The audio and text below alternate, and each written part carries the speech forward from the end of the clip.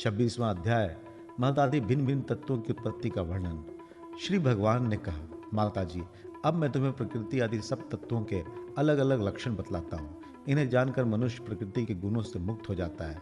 आत्मदर्शन रूप ज्ञान ही पुरुष के मोक्ष का कारण है और वही उसकी अहंकार रूप हृदय ग्रंथि का छेदन करने वाला है, ऐसा पंडित जन कहते हैं। उस ज्ञान का मैं तुम्हारे आगे वर्णन करता हूँ। ये सारा जगत जिससे व्याप्त होकर प्रकाशित होता है वह आत्मा ही पुरुष है। वह अनादि निर्गुण प्रकृति से परे अंतःकरण में स्फुरित होने वाला और स्वयं प्रकाश है। उस सर्वव्यापक पुरुष ने अपने पास लीला विलास पूर्वक आई हुई अव्यक्त और त्रिगुणात्मिका वैष्णवी माया को स्वेच्छा से स्वीकार कर लिया। लीलापरायण प्रकृति अपने सत्वादि गुणों द्वारा उन्हीं के अनुरूप प्रजा की सृष्टि करने लगी। यह देख पुरुष ज्ञान को आच्छादित करने वाली उसकी आवरण शक्ति से मोहित हो गया, अपने स्वरूप को भूल गया। इस प्रकार अपने से भिन्न प्रकृति को ही अपना स्वरूप समझ लेने से पुरुष प्रकृति के गुणों द्वारा जाने वाले कर्मों में अपने को ही कर्ता मानने लगा है। इस कर्तृत्वाभिमान से ही अकारता, स्वाधीन, साक्षी और आनंद स्वरूप पुरुष को जन्म मृत्यु रूप बंधन एवं परतंत्रता की प्राप्ति होती है। कार्य रूप शरीर, कारण रूप इंद्रिय तथा कर्ता रूप इंद्रियधिष्ठात्र देवताओं में पुरुष जो अपनेपन का आरोप कर लेता है, उसमें पंडित जन प्रकृति को ही कारण मानते हैं तथा वास्तव में प्रकृति से परे होकर भी जो प्रकृति स्थित हो रहा है उस पुरुष को सुख दुखों को भोगने का कारण मानते हैं। देवहूति ने कहा, पुरुषोत्तम, इस विश्व के स्थूल सूक्ष्म कार्य जिनके स्वरूप है तथा जो इसके कारण है, उन प्रकृति और पुरुष का लक्षण भी आप मुझसे कहिए। श्री भगवान ने कहा, जो त्रिगुणात्मक अव्यक्त नित्य और कार्य कारण रूप है तथा स्वयं निर्विशेष होकर भी संपूर्ण विशेष धर्मों का आश्रय है, उस प्रधान नामक तत्व को ही प्रकृति कहते हैं। 5 महाभूत, 5 तन्मात्रा, 4 अंतःकरण और 10 इंद्रिय, इन 24 तत्वों के समूह को विद्वान लोग प्रकृति का कार्य मानते हैं। पृथ्वी, जल, तेज, वायु और आकाश ये 5 महाभूत हैं। गंध, रस, रूप, स्पर्श और शब्द ये 5 तन्मात्र माने गए हैं। श्रोत्र, त्वचा, चक्षु, रसना, नासिका, वाक, पाणी, पाद, उपस्थ और पायु ये 10 इंद्रियां हैं। मन, बुद्धि, चित्त और अहंकार, इन 4 के रूप में एक ही अंतःकरण अपनी संकल्प, निश्चय, चिंता और अभिमान रूपा 4 प्रकार की वृत्तियों से लक्षित होता है। इस प्रकार तत्वज्ञानी पुरुषों ने सगुण ब्रह्म के सन्निवेश स्थान इन 24 तत्वों की संख्या बतलाई है। इनके सिवा जो काल है वो 25वां तत्व है। कुछ लोग काल को पुरुष से भिन्न तत्व न मानकर पुरुष का प्रभाव अर्थात ईश्वर की सहंकारिणी शक्ति बताते हैं, जिससे माया के कार्य रूप देहादि में आत्मत्व का अभिमान करके अहंकार से मोहित हो और अपने को कर्ता मानने वाले जीव को निरंतर भय लगा रहता है। मनुपुत्री, जिनकी प्रेरणा से गुणों की साम्यावस्था रूप निर्विशेष प्रकृति में गति उत्पन्न होती है, वास्तव में वे पुरुष रूप भगवान ही काल कहे जाते हैं। इस प्रकार जो अपनी माया के द्वारा सब प्राणियों के भीतर जीव रूप से और बाहर काल रूप से व्याप्त हैं, वे भगवान ही 25वें तत्व हैं। जब परम पुरुष परमात्मा ने जीवों के अदृष्ट वश क्षोभ को प्राप्त हुए संपूर्ण जीवों की उत्पत्ति स्थान रूपा अपनी माया में चिशक्ति रूप वीर्य स्थापित किया, तो उससे तजोमय महतत्व उत्पन्न हुआ। लय विक्षेपादि रहित तथा जगत के अंकुर रूप इस महतत्व ने अपने में स्थित विश्व को प्रकट करने के लिए अपने स्वरूप को आच्छादित करने वाले प्रलयकालीन अंधकार को अपने ही तेज से पी लिया। जो सत्व गुण में स्वच्छ, शांत और भगवान की उपलब्धि का स्थान रूप चित है, वही महतत्व है और उसी को वासुदेव कहते हैं। जिस प्रकार पृथ्वी आदि अन्य पदार्थों के संसर्ग से पूर्व जल अपनी स्वाभाविक फेन तरंगादि रहित अवस्था में अत्यंत स्वच्छ, विकार शून्य एवं शांत होता है, उसी प्रकार अपनी स्वभाव की अवस्था की दृष्टि से स्वच्छत्व, अविकारित्व और शांतत्व ही वृत्तियों सहित चित्त का लक्षण कहा गया है। तदनंतर भगवान के वीर्य रूप चित्त शक्ति से उत्पन्न हुए महतत्व के विकृत होने पर उससे क्रिया शक्ति प्रधान अहंकार उत्पन्न हुआ। वो वैकारिक, तेजस और तामस भेद से 3 प्रकार का है। उसी से क्रमशः मन, इंद्रियों और 5 महाभूतों की उत्पत्ति हुई है। इस भूत, इंद्रिय और मन रूप अहंकार को ही पंडित जन साक्षात संकर्षण नामक सहस्त्र सिर वाले अनंत देव कहते हैं। इस अहंकार का देवता रूप से कर्तव्य, इंद्रिय रूप से कर्णत्व और पंचभूत रूप से कार्यत्व लक्षण है तथा सत्वादि गुणों के संबंध से शांतत्व, घोरत्व और मूढ़त्व भी इसी के लक्षण है। उपयुक्त 3 प्रकार के अहंकारों में से वैकारिक अहंकार के विकृत होने पर उससे मन हुआ जिसके संकल्प विकल्पों से कामनाओं की उत्पत्ति होती है। यह वनस्तत्व ही इंद्रियों के अधिष्ठाता अनिरुद्ध के नाम से प्रसिद्ध है। योगी जिन शरदकालीन नील कमल के समान श्याम वर्ण वाले इन अनिरुद्ध जी के स्नेह स्नेह मन को वशीभूत करके आराधना करते हैं, साध्वी फिर तेजस अहंकार में विकार होने पर उससे बुद्धित्व उत्पन्न हुआ। वस्तु का स्फुरण रूप विज्ञान और इंद्रियों के व्यापार में सहायक होना, पदार्थों का विशेष ज्ञान करना, ये बुद्धि के कार्य हैं। वृत्तियों के भेद से संशय, विपर्य, विपरीत ज्ञान, निश्चय, स्मृति और निद्रा भी बुद्धि के ही लक्षण है। यह बुद्धित्व ही प्रद्युम्न है। इंद्रियां भी तेजस अहंकार का ही कार्य है। कर्म और ज्ञान के विभाग से उनके कर्मेंद्रियां और ज्ञानेंद्रिय दो भेद हैं। उनके कर्म प्राण की शक्ति है और ज्ञान बुद्धि की। भगवान की चेतना शक्ति की प्रेरणा से तामस अहंकार के विकृत होने पर उससे शब्द तन्मात्र का प्रादुर्भाव हुआ। शब्द तन्मात्र से आकाश तथा शब्द का ज्ञान कराने वाली श्रोतेंद्रिय उत्पन्न हुई। अर्थ का प्रकाशक होना, ओट में खड़े हुए वक्ता का भी ज्ञान करा देना और आकाश का सूक्ष्म रूप होना, विद्वानों के मत में यही शब्द के लक्षण है। भूतों को अवकाश देना, सबके बाहर भीतर वर्तमान रहना तथा प्राण, इंद्रिय और मन का आश्रय होना, यह आकाश के वृत्ति कार्य रूप लक्षण है। फिर शब्द तन्मात्रा के कार्य आकाश में काल गति से विकार होने पर स्पर्श तन्मात्र हुआ और उससे वायु तथा स्पर्श का ग्रहण कराने वाली त्वगेंद्रिय त्वचा उत्पन्न हुई। कोमलता, कठोरता, शीतलता और उष्णता तथा वायु का सूक्ष्म रूप होना, यह स्पर्श के लक्षण है। वृक्ष की शाखा आदि को हिलाना, तीर्णादि को इकट्ठा कर देना, सर्वत्र पहुंचना, गंधादि युक्त द्रव्य को घ्राणादि इंद्रियों के पास तथा शब्द को श्रोत इंद्रिय के समीप ले जाना तथा समस्त इंद्रियों को कार्य शक्ति देना, ये वायु की वृत्तियों के लक्षण है।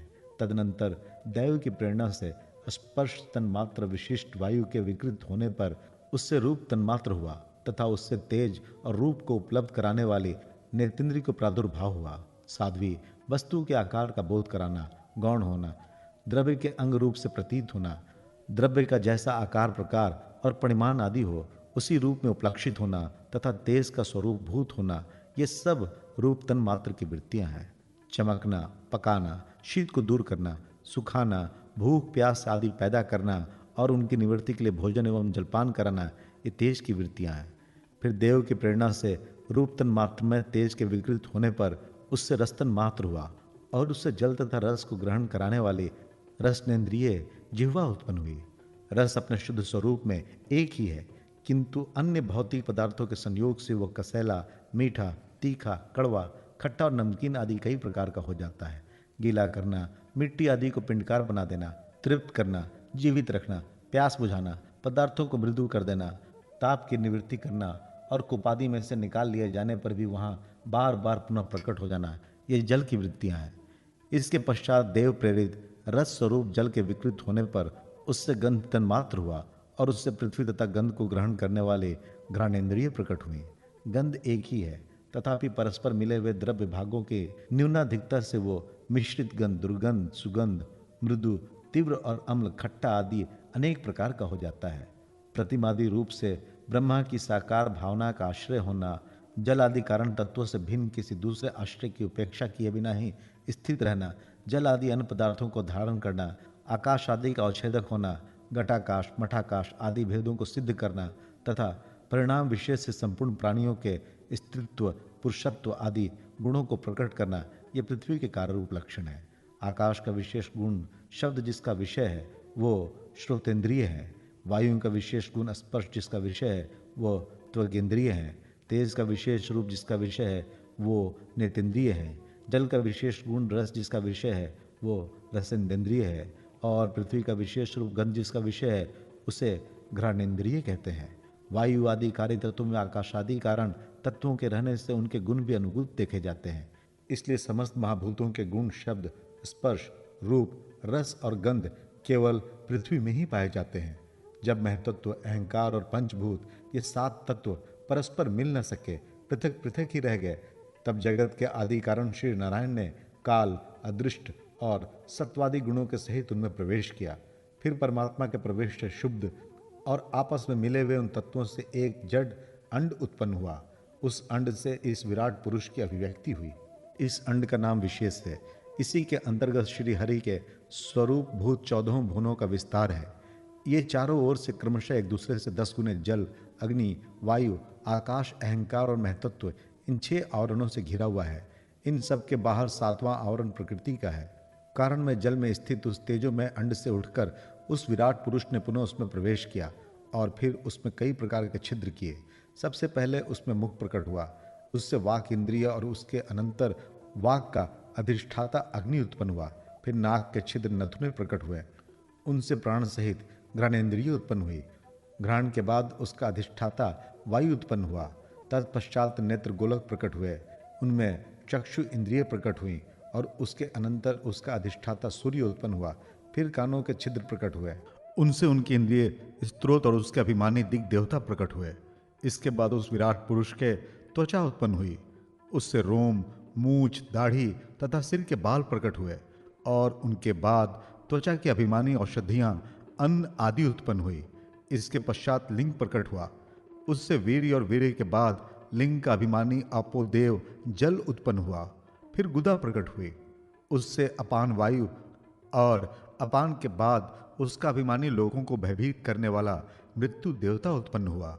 तदनंतर हाथ प्रकट हुए, उनसे बल और बल के बाद हस्तेन्द्रिय अभिमानी इंद्र उत्पन्न हुआ। फिर चरण प्रकट हुए, उनसे गति गमन की क्रिया और फिर पादेन्द्रिय अभिमानी विष्णु देवता उत्पन्न हुआ।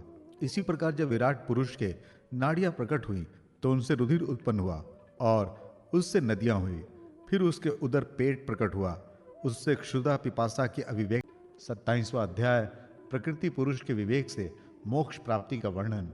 श्री भगवान कहते हैं, माता जी, जिस तरह जल में प्रतिबिंबित सूर्य के साथ जल के शीतलता, चंचलता आदि गुणों का संबंध नहीं होता, उसी प्रकार प्रकृति के कार्य शरीर में स्थित रहने पर भी आत्मा वास्तव में उसके सुख दुखादि धर्मों से लिप्त नहीं होता, क्योंकि वह स्वभाव से निर्विकार, अकर्ता और निर्गुण है। किंतु जब वही प्राकृत गुणों से अपना संबंध स्थापित कर लेता है, तब अहंकार से मोहित होकर मैं करता हूं ऐसा मानने लगता है। उस अभिमान के कारण वह देह के संसर्ग से किए हुए पुण्य पाप रूप कर्मों के दोष से अपनी स्वाधीनता और शांति खो बैठता है तथा उत्तम, मध्यम और नीच योनियों में उत्पन्न होकर संसार चक्र में घूमता रहता है।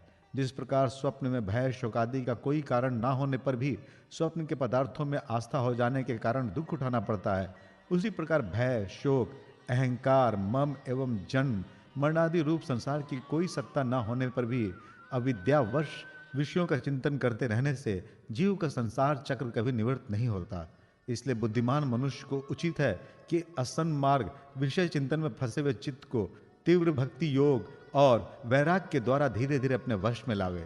यमादि योग साधनों के द्वारा श्रद्धापूर्वक अभ्यास चित्त को बारंबार एकाग्र करते हुए मुझ में सच्चा भाव रखने, मेरी कथा श्रवण करने, समस्त प्राणियों में संभाव रखने, किसी से वैर न करने, आसक्ति के त्याग, ब्रह्मचर्य, मौन व्रत और बलिष्ठ अर्थात भगवान को समर्पित किए हुए स्वधर्म से जिसे ऐसी स्थिति प्राप्त हो गई है कि प्रारब्ध के अनुसार जो कुछ मिल जाता है उसी में संतुष्ट रहता है, परिमित भोजन करता है, सदा एकांत में रहता है, शांत स्वभाव है, सबका मित्र है, दयालु और धैर्यवान है, प्रकृति और पुरुष के वास्तविक स्वरूप के अनुभव से प्राप्त हुए तत्व ज्ञान के कारण स्त्री पुत्रादि संबंधियों के सहित इस देह में मैं मेरेपन का मिथ्या अभिनिवेश नहीं करता, बुद्धि की जागृत आदि अवस्थाओं से भी अलग हो गया है तथा परमात्मा के सिवा और कोई वस्तु नहीं देखता। वह आत्मदर्शी मुनि नेत्रों से सूर्य को देखने की भांति अपने शुद्ध अंतःकरण द्वारा परमात्मा का साक्षात्कार कर उस अद्वितीय ब्रह्म पद को प्राप्त हो जाता है, जो देहादि संपूर्ण उपाधियों से पृथक अहंकार आदि मिथ्या वस्तुओं में सत्य रूप से भासने वाला जगत कारण भूता, प्रकृति का अधिष्ठान, महदादि कार्य वर्ग प्रकाशक और कार्य कारण रूप संपूर्ण पदार्थों में व्याप्त है। जिस प्रकार जल में पड़ा हुआ सूर्य का प्रतिबिंब दीवाल पर पड़े हुए अपने आभास के संबंध से देखा जाता है और जल में दिखने वाले प्रतिबिंब से आकाश स्थित सूर्य का ज्ञान होता है, उसी प्रकार वैकारिक आदि भेद से 3 प्रकार का अहंकार देह, इंद्रिय और मन में स्थित अपने प्रतिबिंबों से लक्षित होता है और फिर सत्य परमात्मा के प्रतिबिंब युक्त उस अहंकार के द्वारा सत्य ज्ञान स्वरूप परमात्मा का दर्शन होता है, जो सुषुप्ति के समय निद्रा से शब्दादि भूत सूक्ष्म इंद्रिय और मन बुद्धि आदि के अव्याकृत में लीन हो जाने पर स्वयं जागता रहता है और सर्वथा अहंकार शून्य है। जागृत अवस्था में यह आत्मा भूत सूक्ष्मादि दृश्य वर्ग के दुष्टा रूप में स्पष्ट अनुभव में आता है, किंतु सुषुप्ति के समय अपने अपने उपाधि भूत अहंकार का नाश होने से वो भ्रमवश अपने को ही नष्ट हुआ मान लेता है। और जिस प्रकार धन का नाश हो जाने पर मनुष्य अपने को भी नष्ट हुआ मानकर अत्यंत व्याकुल हो जाता है, उसी प्रकार वो भी अत्यंत विवश होकर नश्वत हो जाता है। माता जी, इन सब बातों का मनन करके विवेकी पुरुष अपने आत्मा का अनुभव कर लेता है, जो अहंकार के सहित संपूर्ण तत्वों का अधिष्ठान और प्रकाशक है। देवहूति ने पूछा, प्रभु, पुरुष और प्रकृति दोनों ही नित्य और एक दूसरे के आश्रय से रहने वाले हैं, इसलिए प्रकृति तो पुरुष को कभी छोड़ ही नहीं सकती। ब्रह्मन, जिस प्रकार गंध और पृथ्वी तथा रस और जल की पृथक पृथक स्थिति नहीं हो सकती, उसी प्रकार पुरुष और प्रकृति भी एक दूसरे को छोड़कर नहीं रह सकते। अतः जिनके आश्रय से अकर्ता पुरुष को ये कर्म बंधन प्राप्त हुआ है, उन प्रकृति के गुणों के रहते हुए उससे कैवल्य पद कैसे प्राप्त होगा? यदि तत्वों का विचार करने से कभी यह संसार बंधन का तीव्र भय निवृत्त हो भी जाए, तो भी उसके निमित्त भूत प्राकृत गुणों के अभाव न होने से वो भय फिर उपस्थित हो सकता है।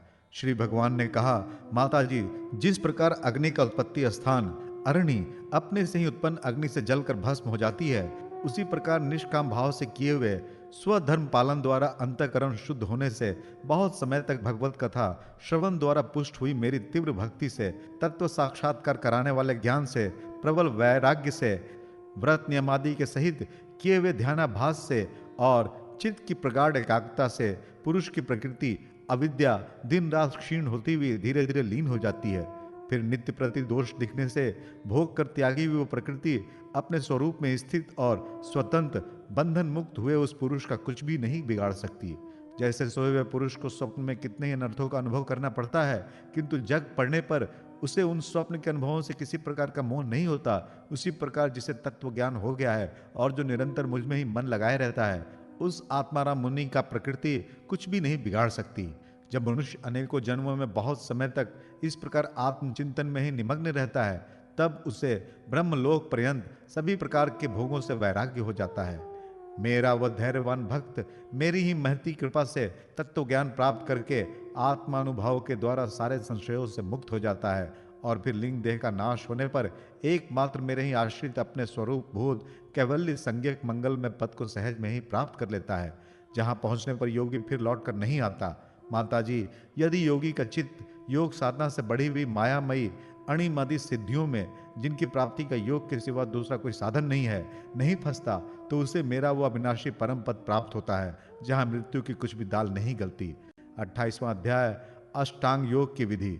कपिल भगवान कहते हैं, माता जी, अब मैं तुम्हें सभी ध्येय स्वरूप के आलंबन से युक्त योग का लक्षण बताता हूं, जिसके द्वारा चित्त शुद्ध एवं प्रसन्न होकर परमात्मा के मार्ग में प्रवृत्त हो जाता है। यथाशक्ति शास्त्र विहित स्वधर्म का पालन करना तथा शास्त्र विरुद्ध आचरण का परित्याग करना, प्रारब्ध के अनुसार जो कुछ मिल जाए उसी से संतुष्ट रहना, आत्मज्ञानियों के चरणों की पूजा करना, विषय वासनाओं को बढ़ाने वाले कर्मों से दूर रहना, संसार बंधन से छुड़ाने वाले धर्मों में प्रेम करना, पवित्र और परिमित भोजन करना, निरंतर एकांत और निर्भय स्थान में रहना, मन वाणी और शरीर से किसी जीव को न सताना, सत्य बोलना, चोरी न करना, आवश्यकता से अधिक वस्तुओं का संग्रह न करना, ब्रह्मचर्य का पालन करना, तपस्या करना, धर्म पालन के लिए कष्ट सहना, बाहर भीतर से पवित्र रहना, शास्त्रों का अध्ययन करना, भगवान की पूजा करना, वाणी का संयम करना, उत्तम आसनों का अभ्यास करके स्थिरता पूर्वक बैठना, धीरे धीरे प्राणायाम के द्वारा श्वास को जीतना, इंद्रियों को मन के द्वारा विषयों से हटाकर अपने हृदय में ले जाना, मूलाधार आदि किसी एक केंद्र में मन के सहित प्राणों को स्थिर करना, निरंतर भगवान की लीलाओं का चिंतन और चित्त को समाहित करना, इनसे तथा व्रत दान आदि द्वारा दूसरे साधनों से भी सावधानी के साथ प्राणों को जीतकर बुद्धि के द्वारा अपने कुमार्गामी दुष्ट चित्त को धीरे धीरे एकाग्र करें, परमात्मा के ध्यान में लगावें।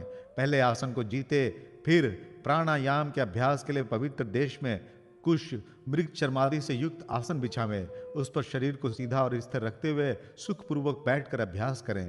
प्रारंभ में पूरक, कुंभक और रेचक क्रम से अथवा इसके विपरीत रेचक, कुंभक और पूरक करके प्राण के मार्ग का शोधन करें, जिससे चित्त स्थिर और निश्चल हो जाए। जिस प्रकार वायु और अग्नि से तपाया हुआ सोना अपने मल को त्याग देता है, उसी प्रकार जो योगी प्राण वायु को जीत लेता है, उसका मन बहुत शीघ्र शुद्ध हो जाता है। अतः योगी को उचित है कि प्राणायाम से वात, पिता आदि जनित दोषों को, धारणा से पापों को, प्रत्याहार से विषयों के संबंध को और ध्यान से भगवती मुख करने वाले रोग द्वेषादि दुर्गुणों को दूर करें। जब योग का अभ्यास करते करते चित्त निर्मल और एकाग्र हो जाए, तब नासिका के अग्रभाग में दृष्टि जमाकर इस प्रकार भगवान की मूर्ति का ध्यान करें। भगवान का मुख कमल आनंद से प्रफुल्ल है, नेत्र कमल कोश के समान रत्नारे है, शरीर नील कमल दल के समान श्याम है, हाथों में शंख चक्र और गदा धारण किए हैं, कमल की केसर समान पीला रेशमी वस्त्र लहरा रहा है, वक्षस्थल में श्रीवत्स चिन्ह है और गले में कौस्तुभमणि झिलमिला रही है। वन माला चरणों तक लटकी हुई है, जिसके चारों ओर भौरे सुगंध से मतवाले होकर मधुर गुंजार कर रहे हैं। अंग प्रत्यंग में महामूल्य हार, कंकण, किरीट, भुजबंद और नुपुर आदि आभूषण विराजमान हैं। कमर में करधनी की लड़ियां उसकी शोभा बढ़ा रही है। भक्तों के हृदय कमल ही उनके आसन है। उनका दर्शनीय श्याम सुंदर स्वरूप अत्यंत शांत एवं मन और नयनों को आनंदित करने वाला है। उनकी अति सुंदर किशोर अवस्था है। वे भक्तों पर कृपा करने के लिए आतुर हो रहे हैं। बड़ी मनोहर झांकी है। भगवान सदा संपूर्ण लोकों से वंदित हैं। उनका पवित्र यश परम कीर्तनीय है और वे राजा बलि आदि परम यशस्वी के भी यश को बढ़ाने वाले हैं। इस प्रकार श्री नारायण देव का संपूर्ण अंगों के सहित तब तक ध्यान करें जब तक चित्त वहां से हटे नहीं। भगवान की लीलाएं बड़ी दर्शनीय हैं। अतः अपनी रुचि के अनुसार खड़े हुए, चलते हुए, बैठे हुए, पौधे हुए अथवा अंतर्यामी रूप में स्थित हुए उनके स्वरूप का विशुद्ध भावयुक्त चित्त से चिंतन करे। इस प्रकार योगी जब ये अच्छी तरह देख ले कि भगवती ग्रह में चित्त की स्थिति हो गई है, तब वह उनके समस्त अंगों में लगे हुए चित्त को विशेष रूप से एक एक अंग में लगावे। भगवान के चरण कमलों को ध्यान करना चाहिए। वे वज्र, अंकुश, ध्वजा और कमल के मंगल में चिन्हों से युक्त हैं तथा अपने उभरे हुए लाल लाल शोभा में नख चंद्र मंडल की चंद्रिका से ध्यान करने वालों के हृदय के अज्ञान रूप और घोर अंधकार को दूर कर देते हैं। इन्हीं की धोवन से नदियों में श्रेष्ठ श्री गंगा जी प्रकट हुई थी, जिनके पवित्र जल को मस्तक पर धारण करने से स्वयं मंगल रूप श्री महादेव जी और भी अधिक मंगलमय हो गए थे। ये अपना ध्यान करने वालों के पाप रूप पर्वतों पर छोड़े हुए इंद्र के वज्र के समान है। भगवान के इन चरण कमलों का चिरकाल तक चिंतन करें। भव भय हारी अजन्मा श्री हरि की दोनों पिंडलियों एवं घुटनों का ध्यान करें, जिनको विश्व विधाता ब्रह्मा जी के माता सुर वंदिता कमल लोचन लक्ष्मी जी अपनी जांघों पर रखकर अपने कांतिमान कर किसलयों की कांति से लाड़ लड़ाती रहीं। भगवान की जांघों का ध्यान करें, जो अलसी के फूल के समान नीलवर्ण और बल की निधि है तथा गरुड़ जी की पीठ पर शोभायमान है। भगवान के नितंब भीम का ध्यान करें, जो एड़ी तक लटके हुए पीतांबर से ढका हुआ है और उस पीतांबर के ऊपर पहनी हुई स्वर्णमयी करधनी की लड़ियों को आलिंगन कर रही है। संपूर्ण लोकों के आश्रय स्थान भगवान के उदर देश में स्थित नाभि सरोवर का ध्यान करें। इसी में से ब्रह्मा जी का आधारभूत सर्वलोक में कमल प्रकट हुआ है। फिर प्रभु के श्रेष्ठ मरकतमणि सदृश दोनों स्तनों का चिंतन करें, जो वक्षस्थल पर पड़े हुए शुभ्र हारों की किरणों से गौरवर्ण जान पड़ते हैं। इसके पश्चात पुरुषोत्तम भगवान के वक्षस्थल का ध्यान करें, जो महालक्ष्मी का निवास स्थान और लोगों के मन एवं नेत्रों को आनंद देने वाला है। फिर संपूर्ण लोकों के वंदनीय भगवान के गले का चिंतन करें, जो मानो कौस्तुभमणि को भी सुशोभित करने के लिए ही उसे धारण करता है। समस्त लोकपालों के आश्रय भूता भगवान की चारों भुजाओं का ध्यान करें, जिनमें धारण किए हुए कंकणादि आभूषण समुद्र मंथन के समय मंदराचल की रगड़ से और भी उजले हो गए हैं। इसी प्रकार जिसके तेज को सहन नहीं किया जा सकता, उस सहस्त्र धारों वाले सुदर्शन चक्र तथा उनके कर कमल में राजहंस के समान विराजमान शंख का चिंतन करें। फिर विपक्षी वीरों के रुधिर से सनी हुई प्रभु की प्यारी कौमोद की गदा का, भौरों के शब्द से गुंजायमान वनमाला का और उनके कंठ में सुशोभित संपूर्ण जीवों के निर्मल तत्व रूप कौस्तुभमणि का ध्यान करें। भक्तों पर कृपा करने के लिए यहाँ साकारात्मक रूप धारण करने वाले श्री हरि के मुख कमल का ध्यान करें, जो सुगढ़ नासिका से सुशोभित है और झील मिलाते हुए मकराकृत कुंडलों के हिलने से अतिशय प्रकाशमान स्वच्छ कपोलों के कारण बड़ा ही मनोहर जान पड़ता है। काली काली घुंघराली अल कांवली से मंडित भगवान का मुखमंडल अपनी छवि के द्वारा भ्रमरों से सेवित कमल कोश का भी तिरस्कार कर रहा है और उसके कमल सदृश विशाल एवं चंचल नेत्र उस कमल कोश पर उछलते हुए मछलियों के जोड़े की शोभा को मात कर रहे हैं। उन्नत भ्रूलताओं से सुशोभित भगवान के ऐसे मनोहर मुखार विंद की मन में धारणा करके आलस्य रहित होशी का ध्यान करें। हृदय गुहा में चीर काल तक भक्ति भाव से भगवान के नेत्रों की चितवन का ध्यान करना चाहिए, जो कृपा से और प्रेम भरी मुस्कान से क्षण क्षण अधिकाधिक बढ़ती रहती है, विपुल प्रसाद की वर्षा करती रहती है और भक्त जनों के अत्यंत घोर तीनों तापों का शांत करने के लिए ही प्रकट हुई है। श्रीहरि का हास्य प्रणत जनों के तीव्र से तीव्र शोक के अश्रु सागर को सुखा देता है और अत्यंत उदार है। मुनियों के हित के लिए कामदेव को मोहित करने के लिए ही अपनी माया से श्री हरि ने अपने भ्रूम मंडल को बनाया है। उनका ध्यान करना चाहिए। अत्यंत प्रेमाद्र भाव से अपने हृदय में विराजमान श्री हरि के खिलखिलाकर हंसने का ध्यान करें, जो वस्तुतः ध्यान के ही योग्य है तथा जिसमें ऊपर और नीचे के दोनों होठों की अत्यधिक अरुण कांति के कारण उनके कुंदल कली के समान शुभ्र छोटे छोटे दांतों पर लालिमा से प्रतीत होने लगी है। इस प्रकार ध्यान में तन्मय होकर उनके सिवा किसी अन्य पदार्थ को देखने की इच्छा न करें। इस प्रकार के ध्यान के अभ्यास से साधक का श्रीहरि में प्रेम हो जाता है, उसका हृदय भक्ति से द्रवित हो जाता है, शरीर में आनंद तरीक के कारण रोमांच होने लगता है। उत्कंठा जनित प्रेमाश्रुओं की धारा में वह बारंबार अपने शरीर को नहलाता है और फिर मछली पकड़ने के कांटे के समान श्रीहरि को अपनी ओर आकर्षित करने से साधन रूप अपने चित्त को भी धीरे धीरे ध्येय वस्तु से हटा लेता है। जैसे तेल आदि के चूक जाने पर दीप शिखा अपने कारण रूप तेजस तत्व में लीन हो जाती है, वैसे ही आश्रय विषय और राग से रहित होकर मन शांत ब्रह्माकार हो जाता है। इस अवस्था के प्राप्त होने पर जीव गुण प्रवाह रूप देहादि उपाधि के निवृत्त हो जाने के कारण ध्याता ध्येय आदि विभाग से रहित एक अखंड परमात्मा को ही सर्वत्र अनुगत देखता रहता है। योगाभ्यास से प्राप्त हुई चित्त की इस अविद्या रहित लय रूप निवृत्ति से अपनी सुख दुख रहित ब्रह्मा रूप महिमा में स्थित होकर परमात्मा तत्व का साक्षात्कार कर लेने पर वो योगी जिस सुख दुख के भोक्तत्व को पहले अज्ञानवश अपने स्वरूप में देखता था, उसे अब अविद्याकृत अहंकार में ही देखता है। जिस प्रकार मदिरा के मत से मतवाले पुरुष को अपनी कमर पर लपेटे हुए वस्त्र के रहने या गिरने का कुछ भी सुधि नहीं रहती, इसी प्रकार चर्मावस्था को प्राप्त हुए सिद्ध पुरुष को भी अपनी देह के उठने बैठने अथवा दैववश कहीं जाने या लौट आने के विषय में कुछ भी ज्ञान नहीं रहता, क्योंकि वो अपने परमानंदमय स्वरूप में स्थित है।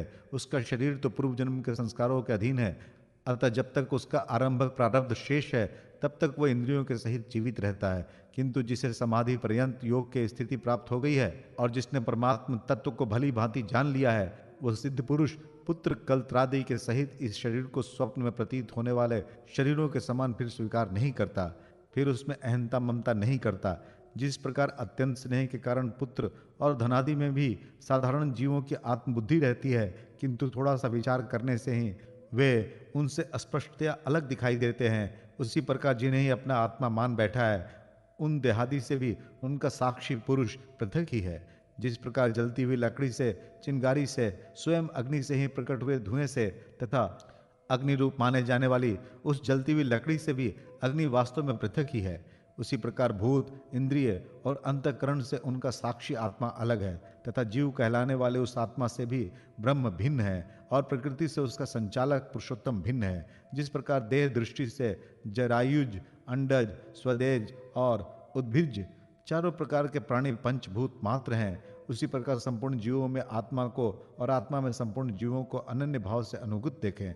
जिस प्रकार एक ही अग्नि के अपने पृथक पृथक आश्रयों में उनकी विभिन्नता के कारण भिन्न भिन्न आकार का दिखाई देता है, उसी प्रकार देव मनुष्य आदि शरीर में रहने वाला एक ही आत्मा अपने आश्रयों के गुण भेद के कारण भिन्न भिन्न प्रकार का भासता है। अतः भगवान का भक्त जीवन के स्वरूप को छिपा देने वाले कार्य कारण रूप से परिणाम को प्राप्त हुई भगवान की इस अचिंत शक्तिमयी माया को भगवान की कृपा से जीत कर अपने वास्तविक स्वरूप ब्रह्म रूप में स्थित होता है। 29वां अध्याय भक्ति का मर्म और काल की महिमा। देवहूति ने पूछा, प्रभो, प्रकृति पुरुष और महतत्व आदि के जैसा लक्षण सांख्य शास्त्र में कहा गया है तथा जिसके द्वारा उनका वास्तविक स्वरूप अलग अलग जान जाता है और भक्ति योग को ही जिसका प्रयोजन कहा गया है, वह आपने मुझे बताया। अब कृपा करके भक्ति योग का मार्ग मुझे विस्तार पूर्वक बताइए। इसके सिवा जीवों की जन्म मरण रूप अनेक प्रकार की गतियों का भी वर्णन कीजिए, जिनके सुनने से जीव को सब प्रकार की वस्तुओं से वैराग्य होता है, जिसके भय से लोग शुभ कर्मों में प्रवृत्त होते हैं और जो ब्रह्मादि का भी शासन करने वाला है। उस सर्वसमर्थ काल का स्वरूप भी आप मुझसे कहिए। ज्ञान दृष्टि के लुप्त हो जाने के कारण देहादि मिथ्या वस्तुओं में जिन्हें आत्माभिमान हो गया है तथा बुद्धि के कर्मासक्त रहने के कारण अत्यंत श्रमित होकर जो चिरकाल से अपार अंधकार में संसार में सोए पड़े हैं, उन्हें जगाने के लिए आप योग प्रकाशक सूर्य ही प्रकट हुए हैं। श्री मैत्री जी कहते हैं, कुरुश्रेष्ठ विदुर जी, माता का ये मनोहर वचन सुनकर महामुनि कपिल जी ने उनकी प्रशंसा की और जीवों के प्रति दया से द्रवीभूत हो बड़ी प्रसन्नता के साथ उनसे इस प्रकार बोले। श्री भगवान ने कहा, माता जी, साधकों के भाव के अनुसार भक्ति योग का अनेक प्रकार से प्रकाश होता है, क्योंकि स्वभाव और गुणों के भेद से मनुष्यों के भाव में भी विभिन्नता आ जाती है। जो भेददर्शी क्रोधी पुरुष हृदय में हिंसा, दंभ अथवा मातृस्य का भाव रखकर मुझसे प्रेम करता है, वह मेरा तामस भक्त है। जो पुरुष विषय, यश और ऐश्वर्य की कामना से प्रतिमादि में मेरा भेदभाव से पूजन करता है, वह राजस भक्त है। जो व्यक्ति पापों का क्षय करने के लिए, परमात्मा को अर्पण करने के लिए और पूजन करना कर्तव्य है, इस बुद्धि से मेरा भेदभाव से पूजन करता है, वह सात्विक भक्त है। जिस प्रकार गंगा का प्रवाह अखंड रूप से समुद्र की ओर बहता रहता है, उसी प्रकार मेरे गुणों के श्रवण मात्र से मन की गति का तैल धारावत अविच्छिन्न रूप से मुझ सर्वांतर्यामी के प्रति हो जाना तथा मुझ पुरुषोत्तम में निष्काम और अनन्य प्रेम होना, ये निर्गुण भक्ति योग का लक्षण कहा गया है। ऐसे निष्काम भक्त दिए जाने पर भी मेरी सेवा को छोड़कर सालोक्य, शास्त्रीय समीप्य, सारूप्य और सायुज्य मोक्ष तक नहीं लेते।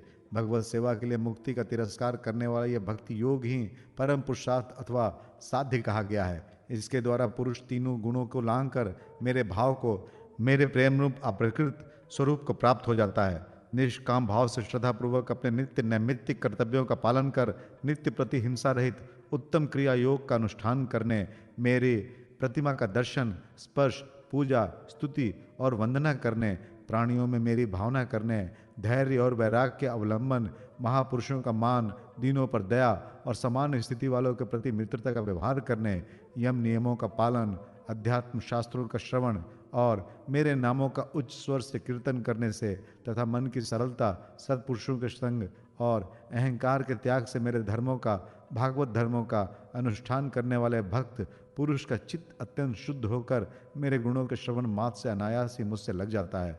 जिस प्रकार वायु के द्वारा उड़कर जाने वाला गंध अपने आश्रय पुष्प से घ्राणेन्द्रिय तक पहुंच जाता है, उसी प्रकार भक्ति योग में तत्पर और राग द्वेषादि विकारों से शून्य चित्त परमात्मा को प्राप्त कर लेता है। मैं आत्मा रूप से सदा सभी जीवों में स्थित हूँ, इसलिए जो लोग मुझ सर्वभूत स्थित परमात्मा का अनादर करके केवल प्रतिमा में ही मेरा पूजन करते हैं, उनकी वह पूजा स्वांग मात्र है। मैं सबका आत्मा, परमेश्वर, सभी भूतों में स्थित हूँ। ऐसी दशा में जो मोहवश मेरी उपेक्षा करके केवल प्रतिमा के पूजन में ही लगा रहता है, वो तो मानो भस्म में ही हवन करता है। जो भेददर्शी और अभिमानी पुरुष जो दूसरे जीवों के साथ वैर बांधता है और इस प्रकार उनके शरीर में विद्यमान मुझ आत्मा से ही द्वेष करता है, उसके मन को कभी शांति नहीं मिल सकती। माता जी, दूसरे जीवों का अपमान करता है, वो बहुत ही घटिया बढ़िया सामग्रियों से अनेक प्रकार के विधि विधान के साथ मेरी मूर्ति का पूजन भी करे, तो भी मैं उनसे प्रसन्न नहीं हो सकता। मनुष्य अपने धर्म का अनुष्ठान करता हुआ तब तक मुझे ईश्वर के प्रतिमा आदि में पूजन करता रहे, जब तक उसे अपने हृदय में एवं संपूर्ण प्राणियों में स्थित परमात्मा का अनुभव ना हो जाए। जो व्यक्ति आत्मा और परमात्मा के बीच में थोड़ा सा भी अंतर करता है, उस भेददर्शी को मैं मृत्यु रूप से महान भय उपस्थित करता हूँ। अतः संपूर्ण प्राणियों के भीतर घर बनाकर उन प्राणियों के ही रूप में स्थित मुझ परमात्मा का यथायोग दान, मान, मित्रता के व्यवहार तथा समदृष्टि के द्वारा पूजन करना चाहिए। माता जी, पाषाणादि चित्तों की अपेक्षा वृक्षादि जीव श्रेष्ठ है। उनमें सांस लेने वाले प्राणी श्रेष्ठ हैं। उनमें भी मन वाले प्राणी उत्तम और उनसे इंद्रिय की वृत्तियों से युक्त प्राणी श्रेष्ठ हैं। सेनेन्द्रिय प्राणियों में भी केवल स्पर्श का अनुभव करने वालों की अपेक्षा रस का ग्रहण कर सकने वाले मत्स्य आदि उत्कृष्ट हैं तथा रस वृत्ताओं की अपेक्षा गंध का अनुभव करने वाले भ्रमरादि और गंध का ग्रहण करने वालों से भी शब्द का ग्रहण करने वाले सर्पादि श्रेष्ठ हैं। उनसे भी रूप का अनुभव करने वाले काकादि उत्तम है और उनकी अपेक्षा जिनके ऊपर नीचे दोनों ओर दांत होते हैं, वे जीव श्रेष्ठ हैं। उनमें भी बिना पैर वालों से बहुत से चरणों वाले श्रेष्ठ हैं तथा बहुत चरणों वाले से 4 चरण वाले और 4 चरण वालों से ही 2 चरण वाले मनुष्य श्रेष्ठ हैं। मनुष्यों में भी 4 वर्ण श्रेष्ठ हैं, उनमें भी ब्राह्मण श्रेष्ठ हैं। ब्राह्मणों में वेद को जानने वाले उत्तम है और वेदज्ञों में भी वेद का तात्पर्य जानने वाला श्रेष्ठ है। तात्पर्य जानने वालों से संशय निवारण करने वाले, उनसे भी अपने वर्णाश्रमोचित धर्म का पालन करने वाले तथा उनसे भी आसक्ति का त्याग और अपने धर्म का निष्काम भाव से आचरण करने वाले श्रेष्ठ हैं। उनकी अपेक्षा जो भी लोग अपने संपूर्ण कर्म, उनके फल तथा अपने शरीर को भी मुझे ही अर्पण करके भेदभाव छोड़कर मेरी उपासना करते हैं वे श्रेष्ठ हैं। इस प्रकार मुझे चित्त और कर्म समर्पण करने वाले अकारता और समदर्शी पुरुष से बढ़कर मुझे कोई अन्य प्राणी नहीं दिखता। अतः यह मान करके जीव रूप अपने अंश साक्षात भगवान ही सब में अनुगत है, इन समस्त प्राणियों को बड़े आदर के साथ मन से प्रणाम करें। माता जी, इस प्रकार मैंने तुम्हारे लिए भक्ति योग और अष्टांग योग का वर्णन किया। इनमें से एक का भी साधन करने से जीव परम पुरुष भगवान को प्राप्त कर सकता है। भगवान परमात्मा पर ब्रह्म का अद्भुत प्रभाव संपन्न तथा जागतिक पदार्थों के नानाविध वैचित्र का हेतुभूत स्वरूप विशेष ही काल के नाम से विख्यात है। प्रकृति और पुरुष इसी के रूप हैं तथा इनसे ये पृथक भी है। नाना प्रकार के कर्मों का मूल अदृष्ट भी यही है तथा इसी से महत्वादी के अभिमानी भेददर्शी प्राणियों को सदा भय लगा रहता है। जो सबका आश्रय होने के कारण समस्त प्राणियों में अनुप्रविष्ट होकर भूतों द्वारा उनका संहार करता है, वो जगत का शासन करने वाले ब्रह्मादि का भी प्रभु भगवान काल ही यज्ञों का फल देने वाले विष्णु है। इसका ना तो कोई मित्र है, ना कोई शत्रु और ना तो कोई सगा संबंधी ही। ये सर्वदा सजग रहता है और अपने स्वरूप भूत श्री भगवान को भूलकर भोग रूप प्रमाद में पड़े हुए प्राणियों पर भी आक्रमण करके उनका संहार करता है। इसी के भय से वायु चलता है, इसी के भय से सूर्य तपता है, इसी के भय से इंद्र वर्षा करते हैं और इसी के भय से तारे चमकते हैं। इससे भयभीत होकर औषधियों के सहित लताएं और सारी वनस्पतियां समय समय पर फल फूल धारण करती हैं। इसी के डर से नदियां बहती हैं और समुद्र अपनी मर्यादा से बाहर नहीं आता। इसी के भय से अग्नि प्रज्वलित होती है और पर्वतों के सहित पृथ्वी जल में नहीं डूबती।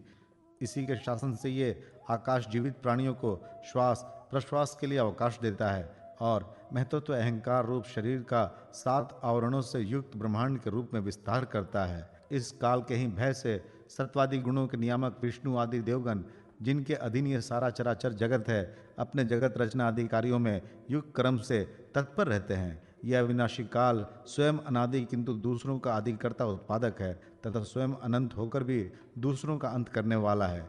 ये पिता से पुत्र की उत्पत्ति कराता हुआ सारे जगत की रचना करता है और अपनी संहार शक्ति मृत्यु के द्वारा यमराज को भी मरवा कर इसका अंत कर देता है।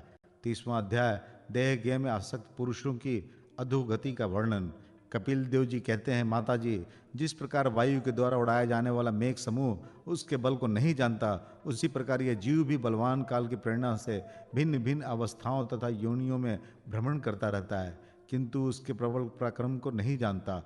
जीव सुख की अभिलाषा से जिस जिस वस्तु को बड़े कष्ट से प्राप्त करता है, उसी उसी को भगवान काल विनष्ट कर देते हैं, जिसके लिए उसे बड़ा शोक होता है। इसका कारण यही है कि मंदमती जीव अपने इस नाशवान शरीर तथा उसके संबंधियों के घर खेत और धन आदि को मोहवश नित्य मान लेता है।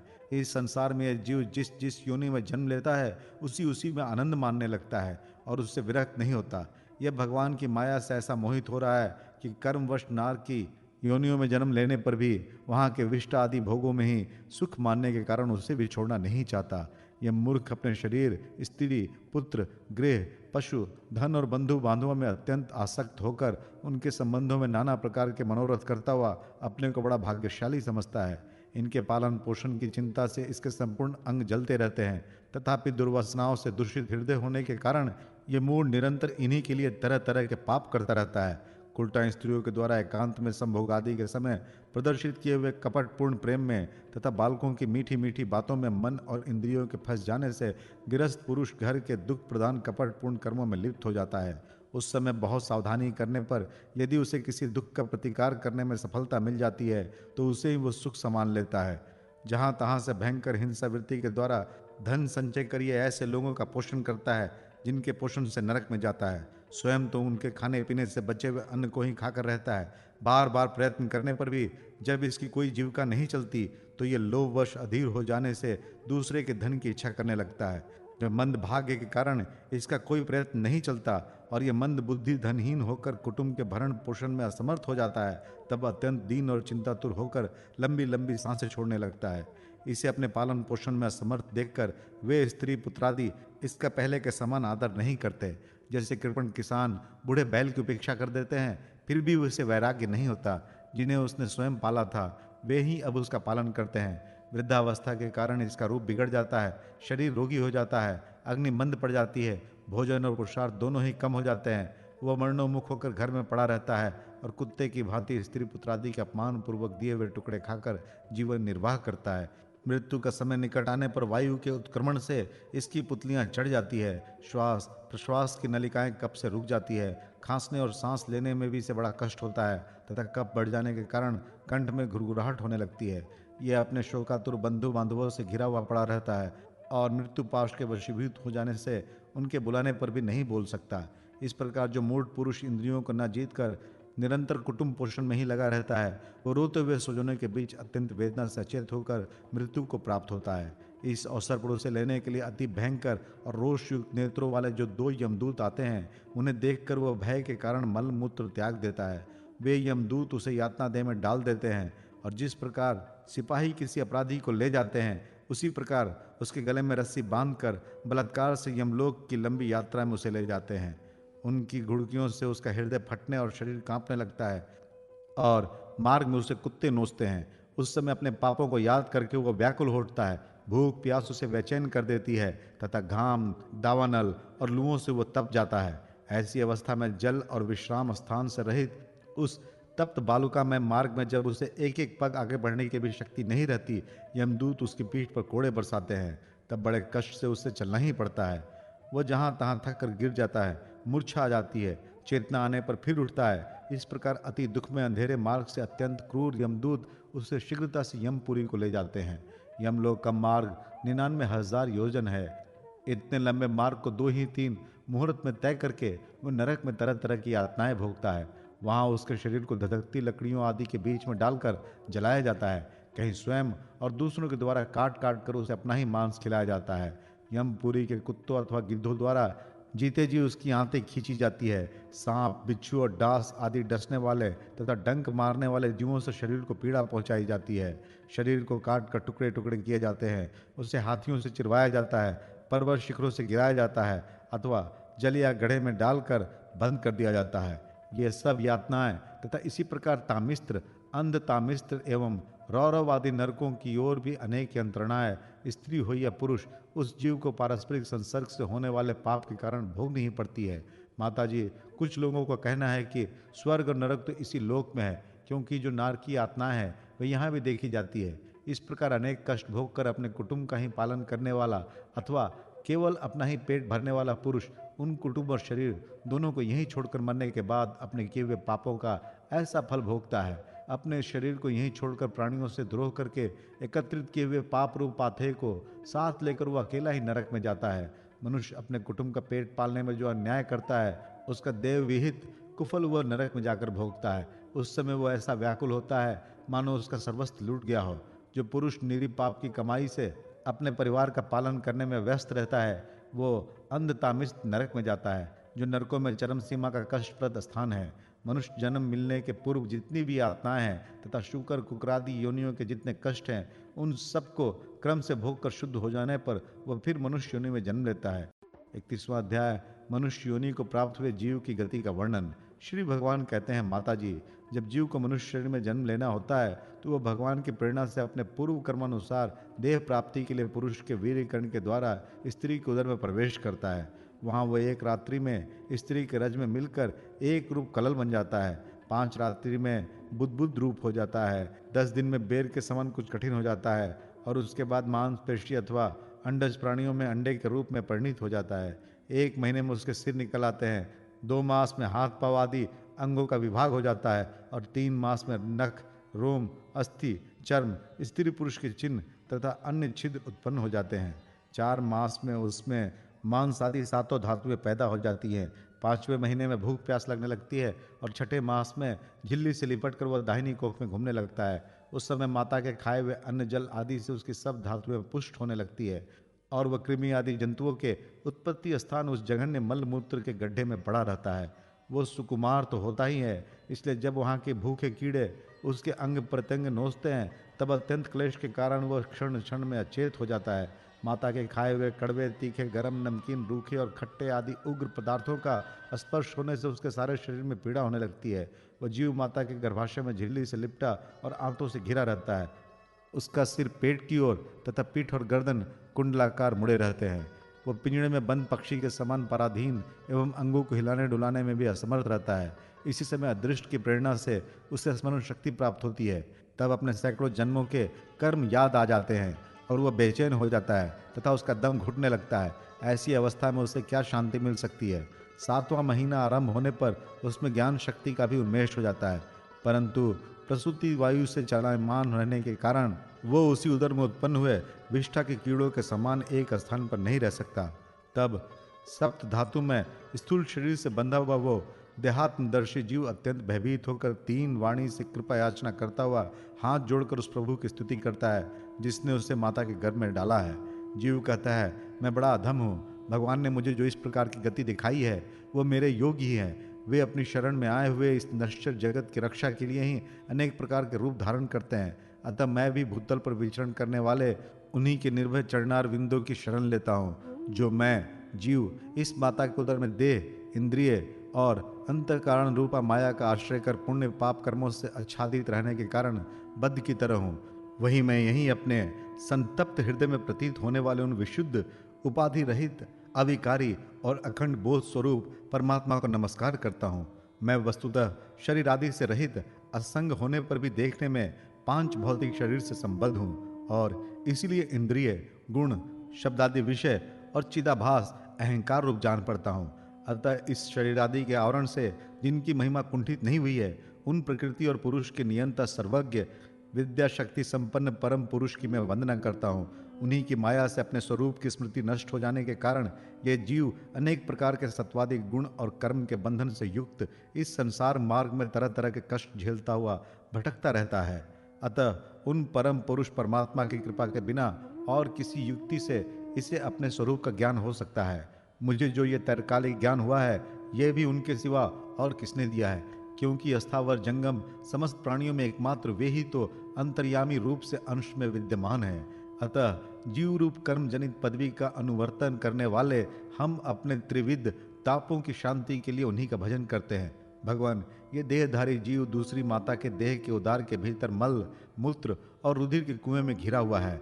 उसकी जठराग्नि से इसका शरीर अत्यंत संतप्त हो रहा है। उससे निकलने की इच्छा करता हुआ यह अपने महीने गिन रहा है। भगवान, अब इस दीन को यहाँ से कब निकाला जाएगा? स्वामिन, आप बड़े दयालु हैं। आप जैसे उदार प्रभु ने ही इस 10 मास के जीव को ऐसा उत्कृष्ट ज्ञान दिया है। दीन बंधु, इस अपने किए हुए उपकार से ही आप प्रसन्न हो, क्योंकि आपको हाथ जोड़ने के सिवा आपके इस उपकार का बदला तो कोई दे भी क्या सकता है। प्रभु, संसार के ये पशु पक्षी आदि अन्य जीव तो अपनी मूढ़ बुद्धि के अनुसार अपने शरीर में होने वाले सुख दुख आदि का ही अनुभव करते हैं, किंतु मैं तो आपकी कृपा से शम दमादि साधना संपन्न शरीर से युक्त हुआ हूँ। अतः आपकी दीवी विवेकवती बुद्धि से आपके पुराण पुरुष को अपने शरीर के बाहर और भीतर अहंकार के आश्रयभूत आत्मा की भांति प्रत्यक्ष अनुभव करता हूँ। भगवान, इस अत्यंत दुख से भरे हुए गर्भाशय में यद्यपि मैं बड़ा कष्ट सह रहा हूँ, तो भी इससे बाहर निकलकर संसार में अंधकूप में गिरने की मुझे बिल्कुल इच्छा नहीं है, क्योंकि उसमें जाने वाले जीव को आपकी माया घेर लेती है, जिसके कारण उसके शरीर में अहम बुद्धि हो जाती है और उसके परिणाम में उसे फिर इस संसार चक्र में ही पड़ना होता है। अतः मैं व्याकुलता को छोड़कर हृदय में श्री विष्णु भगवान के चरणों को स्थापित कर अपनी बुद्धि की सहायता से ही अपने को बहुत शीघ्र इस संसार रूप समुद्र के पार लगा दूंगा, जिससे मुझे अनेक प्रकार के दोषों से युक्त यह संसार दुख फिर न प्राप्त हो। कपिल देव जी कहते हैं, माता, वो 10 महीने का जीव गर्भ में ही जब इस प्रकार विवेक संपन्न होकर भगवान की स्तुति करता है, तब उस अधोमुख बालक को प्रसव काल की वायु तत्काल बाहर आने के लिए ढकेलती है। उसके ससा ढेलने पर वह बालक अत्यंत व्याकुल हो नीचे सिर करके बड़े कष्ट से बाहर निकलता है। उस समय उसके श्वास की गति रुक जाती है और पूर्व स्मृति नष्ट हो जाती है। पृथ्वी पर माता के रुधिर और मूत्र में पड़ा हुआ वह बालक विष्ठा के कीड़े के समान छटपटाता है। उसका गर्भवास का सारा ज्ञान नष्ट हो जाता है और वह विपरीत गति देहाभिमान रूप अज्ञान दशा को प्राप्त होकर बार बार जोर जोर से रोता है। फिर जो लोग उसका अभिप्राय नहीं समझ सकते, उनके द्वारा उसका पालन पोषण होता है। ऐसी अवस्था में उससे जो प्रतिकूलता प्राप्त होती है, उसका निषेध करने की शक्ति भी उसमें नहीं होती। जब उस जीव को शिशु अवस्था में मैली कुचली खाट पर सुला दिया जाता है, जिसमें खटमल आदि स्वदेह जीव चिपटे रहते हैं, तब उसके शरीर को खुजलाने, उठाने अथवा करवट बदलने की भी सामर्थ्य न होने के कारण वो बड़ा कष्ट पाता है। उसकी त्वचा बड़ी कोमल होती है। उससे डांस, मच्छर और खटमल आदि उसी प्रकार काटते रहते हैं जैसे बड़े कीड़े को छोटे कीड़े।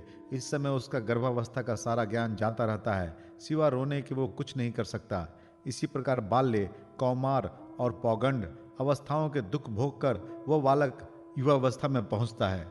इस समय उसे यदि कोई इच्छित भोग नहीं प्राप्त होता तो अज्ञानवश उसका क्रोध उद्दीप्त हो उठता है और वो शोकाकुल हो जाता है। देह के साथ ही साथ अभिमान और क्रोध बढ़ जाने के कारण वो काम परम वश जीव अपना ही नाश करने के लिए दूसरे कामी पुरुषों के साथ वैर ठानता है। खोटी बुद्धि वाला वह अज्ञानी जीव पंचभूतों से रचे हुए इस देह में मिथ्या विनिवेश के कारण निरंतर मैं मेरेपन का अभिमान करने लगता है। जो शरीर इसे वृद्धावस्था आदि अनेक प्रकार के कष्ट ही देता है तथा अविद्या और कर्म के सूत्र से बंधा रहने के कारण सदा इसके पीछे लगा रहता है, उसी के लिए तरह तरह के कर्म करता रहता है, जिनमें बन जाने के कारण इसे बार बार संसार चक्र में पड़ना होता है। सन्मार्ग से चलते हुए यदि इसका किन्हीं जिह्वा और उपस्थेंद्रिय के भोगों में लगे हुए विषयी पुरुषों से समागम हो जाता है और यह उनमें आस्था करके उन्हीं का अनुगमन करने लगता है, तो पहले के समान ही फिर नारकी योनियों में पड़ता है, जिनके संग से इसके सत्य, शौच, बाहर भीतर की पवित्रता, दया, वाणी का संयम, बुद्धि, धन संपत्ति, लज्जा, यश, क्षमा, मन और इंद्रियों का संयम तथा ऐश्वर्य आदि सभी सद्गुण नष्ट हो जाते हैं। उन अत्यंत शोचनीय स्त्रियों की क्रीड़ा मृग, खिलौना, अशांत, मूढ़ और देहात्मदर्शी असत पुरुषों का संग कभी नहीं करना चाहिए, क्योंकि इस जीव का किसी और का संग करने से ऐसा मोह और बंधन नहीं होता जैसा स्त्री और स्त्रियों के संगियों का संग करने से होता है। एक बार अपनी पुत्री सरस्वती को देखकर ब्रह्मा जी भी उसके रूप लावण्य से मोहित हो गए थे और उसके मृग रूप होकर भागने पर उसके पीछे निर्लजता पूर्वक मृग रूप होकर दौड़ने लगे। उन्हीं ब्रह्मा जी ने मरीचि आदि प्रजापतियों की तथा मरीचि आदि ने कश्यप आदि और कश्यप आदि ने देव मनुष्यादि प्राणियों की सृष्टि की। अतः इनमें एक ऋषि प्रवर नारायण को छोड़कर ऐसा कौन पुरुष हो सकता है जिसकी बुद्धि स्त्री रूपणी माया से मोहित ना हो। अहो, मेरी इस स्त्री रूपणी माया का बल तो देखो, जो अपने भ्रुकुटी विलास मात्र से बड़े बड़े दिग्विजयी वीरों को पैरों से कुचल देती है। जो पुरुष योग के परम पद पर आरूढ़ होना चाहता हो अथवा जिसे मेरी सेवा के प्रभाव से आत्मा अनात्मा का विवेक हो गया हो, वह स्त्रियों का संग कभी न करे, क्योंकि उन्हें ऐसे पुरुष के लिए नरक का खुला द्वार बताया गया है। भगवान की रची हुई ये तो स्त्री रूपणी माया धीरे धीरे सेवा आदि के मिस से पास आती है। इसे तिनकों से ढके हुए कुएं के समान अपनी मृत्यु ही समझे। स्त्री में आसक्त रहने के कारण तथा अंत समय में स्त्री का ही ध्यान रहने से जीव को स्त्री योनि प्राप्त होती है। इस प्रकार स्त्री योनि को प्राप्त हुआ जीव पुरुष रूप में प्रतीत होने वाली मेरी माया को ही धन, पुत्र और गृह आदि देने वाला अपना पति मानता रहता है। सो जिस प्रकार व्याधे का गान कानों को प्रिय लगने पर भी बेचारे भोले भाले पशु पक्षियों को फंसाकर उनके नाश का ही कारण होता है, उसी प्रकार उन पुत्र, पति और गृह आदि को विधाता के निश्चित की हुई अपनी मृत्यु ही जाने। देवी, जीव के उपाधिभूत लिंग देह के द्वारा पुरुष एक लोक से दूसरे लोक में जाता है और अपने प्रारब्ध कर्मों को भोगता हुआ निरंतर अन्य देहों की प्राप्ति के लिए दूसरे कर्म करता है। जीव का उपाधि रूप लिंग शरीर तो मोक्ष पर्यंत उसके साथ रहता है तथा भूत, इंद्रिय और मन का कार्य रूप स्थूल शरीर इसका भोगाधिष्ठान है। इन दोनों का परस्पर संगठित होकर कार्य न करना ही प्राणी की मृत्यु है और दोनों का साथ साथ प्रकट होना जन्म कहलाता है। पदार्थों की उपलब्धि के स्थान रूप इस स्थूल शरीर में जब उनको ग्रहण करने की योग्यता नहीं रहती तब उसका मरण है और ये स्थूल शरीर मैं ही हूँ, इस अभिमान के साथ उसे देखना उसका जन्म है। नेत्रों में जब किसी दोष के कारण रूप आदि को देखने की योग्यता नहीं रहती तभी उनमें रहने वाली चक्षु इंद्रिय भी रूप देखने में असमर्थ हो जाती है, और जब नेत्र और उनमें रहने वाले इंद्रिय दोनों ही रूप देखने में असमर्थ हो जाते हैं तभी इन दोनों के साक्षी जीव में भी वही योग्यता नहीं रहती। अतः मुमुक्ष पुरुष को मरणादि से भय, दीनता अथवा मोह नहीं होना चाहिए। उसे जीव के स्वरूप को जानकर धैर्यपूर्वक निसंग भाव से विचरण करना चाहिए तथा इस मायामय संसार में योग वैराग्य युक्त सम्यक को ज्ञानमयी बुद्धि से शरीर को निक्षेप धरोहर की भांति रखकर उसके प्रति अनासक्त रहते हुए विचरण करना चाहिए। 32वां अध्याय धूम मार्ग और अचिरादि मार्ग से जाने वालों की गति का और भक्ति योग की उत्कृष्टता का वर्णन। कपिल देव जी कहते हैं, माता जी, जो पुरुष घर में रहकर सकाम भाव से गृहस्थ के धर्मों का पालन करता है और उनके फलस्वरूप अर्थ एवं काम का उपभोग करके फिर उन्हीं का अनुष्ठान करता रहता है, वो तरह तरह की कामनाओं से मोहित रहने के कारण भगवत धर्मों से विमुख हो जाता है और यज्ञों द्वारा श्रद्धापूर्वक देवता तथा पितरों को ही आराधना करता रहता है। उसकी बुद्धि उसी प्रकार की श्रद्धा से युक्त रहती है, देवता और पितर ही उसके उपास्य रहते हैं। अतः वह चंद्रलोक में जाकर उनके साथ सोमपान करता है और फिर पुण्य क्षीण होने पर इसी लोक में लौट जाता है। जिस समय प्रलय काल में शेषशायी भगवान शेष शैया पर शयन करते हैं, उस समय सकाम गृहस्थाश्रमियों को प्राप्त होने वाले ये सब लोक भी लीन हो जाते हैं। जो विवेकी पुरुष अपने धर्मों का अर्थ और भोग विलास के लिए उपयोग नहीं करते, बल्कि भगवान की प्रसन्नता के लिए ही उनका पालन करते हैं, वे अनासक्त, प्रशांत, शुद्ध चित्त, निवृत्ति धर्मपरायण, ममता रहित और अहंकार शून्य पुरुष स्वधर्म पालन रूप सत्वगुण के द्वारा सर्वथा शुद्ध चित्त हो जाते हैं। वे अंत में सूर्य मार्ग, अचिर मार्ग या देवयान के द्वारा सर्वव्यापी पूर्ण पुरुष श्री हरि को ही प्राप्त होते हैं, जो कार्य कारण रूप जगत के नियंता, संसार के उपादान कारण और उसकी उत्पत्ति, पालन एवं संहार करने वाले हैं।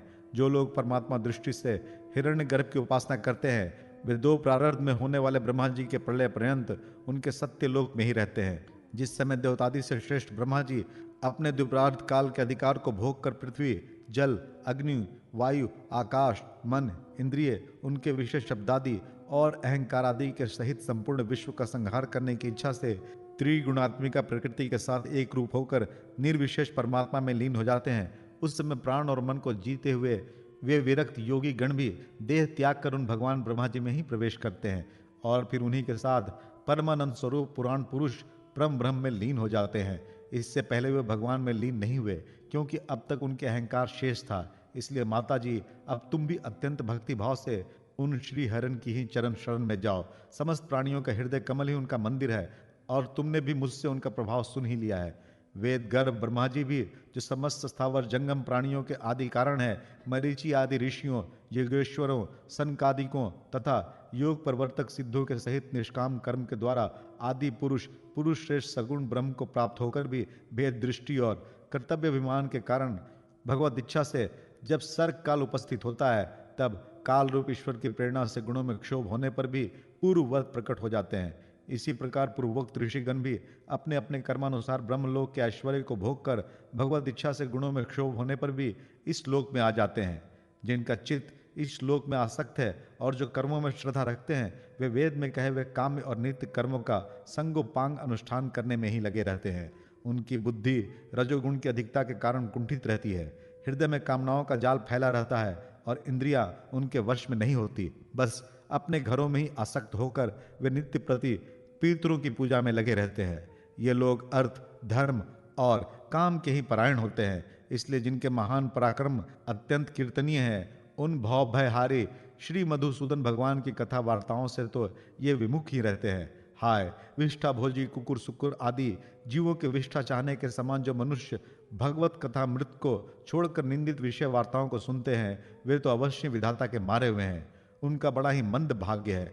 गर्भाधान से लेकर अंत्येष्टि तक सब संस्कारों को विधि पूर्वक करने वाले ये सकाम कर्मी सूर्य के दक्षिण ओर की पितृयान या धूम मार्ग से पितृश्वर अरिमा के लोक में जाते हैं और फिर अपनी संतति के वश में उत्पन्न होते हैं। माताजी, पितृलोक के भोग लेने पर जब उनके पुण्य क्षीण हो जाते हैं, तब देवता लोग उन्हें वहां के ऐश्वर्य से च्युत कर देते हैं और फिर उन्हें विवश होकर तुरंत ही श्लोक में गिरना पड़ता है। इसलिए माताजी, जिनके चरण कमल सदा भजने योग्य हैं, उन भगवान का तुम उन्हीं के गुणों का आश्रय लेने वाली भक्ति के द्वारा सब प्रकार से मन, वाणी और शरीर से भजन करो। भगवान वासुदेव के प्रति किया हुआ भक्ति योग तुरंत ही संसार से वैराग्य और ब्रह्म साक्षात रूप ज्ञान की प्राप्ति करा देता है। वस्तुतः सभी विषय भगवत रूप होने के कारण समान है। अतः जब इंद्रियों की वृत्तियों के द्वारा भी भगवत भक्त का चित्त उनमें प्रिय अप्रिय रूप विषमता का अनुभव नहीं करता, सर्वत्र भगवान का ही दर्शन करता है, उसी समय वह संग रहित, सब में समान रूप से स्थित, त्याग और ग्रहण करने योग, दोष और गुणों से रहित, अपनी महिमा में आरूढ़ अपने आत्मा का ब्रह्म रूप में साक्षात्कार करता है। वही ज्ञान स्वरूप है, वही पर ब्रह्म है, वही परमात्मा है, वही ईश्वर है, वही पुरुष है, वही एक भगवान स्वयं जीव, शरीर, विषय, इंद्रियों आदि अनेक रूपों में प्रतीत होता है। संपूर्ण संसार में आसक्ति का अभाव हो जाना, बस यही योगियों के सब प्रकार के योग साधन का एकमात्र अभीष्ट फल है। ब्रह्म एक है, ज्ञान स्वरूप और निर्गुण है, तो भी वो बाह्य वृत्तियों वाली इंद्रियों के द्वारा भ्रांतिवश शब्दादि धर्मों वाले विभिन्न पदार्थों के रूप से भास रहा है। जिस प्रकार एक ही पर ब्रह्म महतत्व वैकारिक, राजस और तामस 3 प्रकार का अहंकार, 5 महाभूत एवं 11 इंद्रिय रूप बन गया और फिर वही स्वयं प्रकाश इनके संयोग से जीव कहलाया, उसी प्रकार उस जीव का शरीर रूप ये ब्रह्मांड भी वस्तुतः ब्रह्म ही है, क्योंकि ब्रह्मा से ही इसकी उत्पत्ति हुई है। किंतु इसे ब्रह्म रूप वही देख सकता है जो श्रद्धा, भक्ति और वैराग्य तथा निरंतर के योग अभ्यास के द्वारा एकाग्रचित और असंग बुद्धि हो गया है। पूजनीय माता जी, मैंने तुम्हें यह ब्रह्म साक्षात्कार का साधन रूप ज्ञान सुनाया।